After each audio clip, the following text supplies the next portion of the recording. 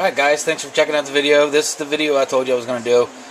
This one's about how we go from the front motor mounts of the 55 Chevy to the side mounts. This is the part number MMB 5557, and you can clearly see what it is. This kit comes with the motor mounts for the side, the block mounts. This bolts to the block. It has some miscellaneous hardware. Construction instruction kit here. It shows right here, this is the motor mount. I'll show you them in a second. And this is rivets. There's two of them on the 55. And you're going to run this right alongside there. Once we get into it, you'll see. This is kind of fuzzy. It came this way. So I actually went online. I did my research and I read this. So just to make sure whenever I get there, I'm pretty confident I know what I'm doing. Tools we're going to need is the drill bit. It's the only thing we're going to need. We're going to mark it and we're going to drill it out, and it should be okay. So we're going to get ready to do that right now. Okay, as you can see here, here's our side mount right here. I don't know if you can see, but there's that rivet is right there. I'll hold it there. And which they suggest you bolt it right up to your side, right up to that rivet, and then you mark off. You have two holes there, and then two holes down in here. So what we're going to do is mark there, mark here, and then we're going to drill this out, and then we're going to bolt it in, and you can see where we're at. It's kind of cramped up in here, but I originally had these were the front mounts to come up, and we're switching over so we can get the big block in here and go with the traditional side mount. So what I'm going to do is I'm going to drill this all out, and then I'll be back with you. Alright, there was a hole here. It's for the old brake line. I did read somewhere it says you can use it. Well, you can't. There's a hole, so you actually need to go there. Also, I drilled my hole here. And then there's this big opening here, and I'm assuming this is where a brake line or a gas line or something goes through there. So if you're going to just bolt this kit on, it's going to be a little hard for you because it's kind of open, so you're going to have to wash it and shim it up. In my case, these definitely will be welded in place. So let's see here what we got.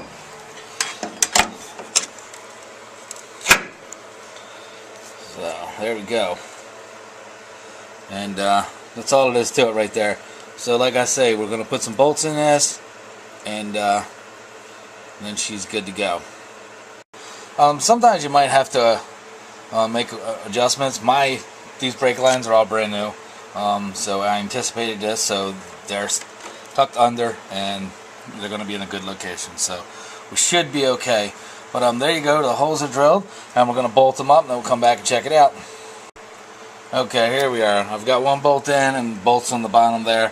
This one is behind it, but it doesn't matter.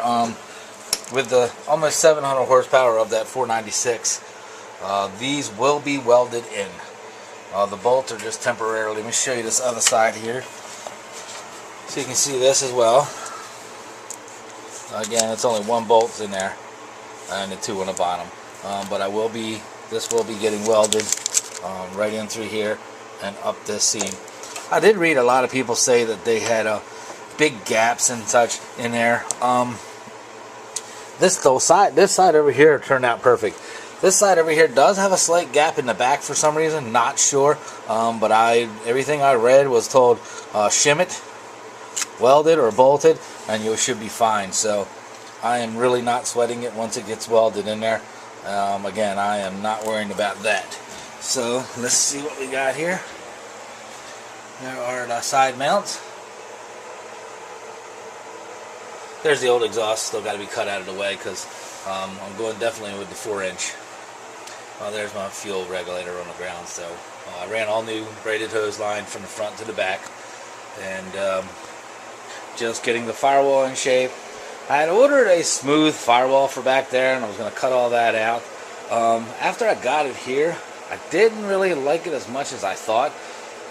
Not that there's anything wrong with this for anybody that has it, but for me, I'm not going for that look. I'm going for more of a mechanical kind of street racing kind of look. So I'm just going to leave the firewall like that. I'm going to do some some sanding and, you know, smoothing, of course, so it looks decent. But yeah, I have a light sitting there just so you can light up and see the camera. So, alright, as I get further along, I will show you another video. Thanks for checking it out. Alright guys, final note. You have this bolted in place. Do not weld this. I'm not going to weld mine. You can do what you want. I'm not welding mine in place until I actually set the motor in here and make sure that my motor lines up with this. Worst case scenario, I can re-drill some holes and then get it where I needed it, line it up, and you know, then weld it at a later date. It will hold the motor once the bolts are, you know, bolted in, and I can, you know, do whatever I need to do to make adjustments. So I would not suggest welding these in place now. So just a little side note. Thanks.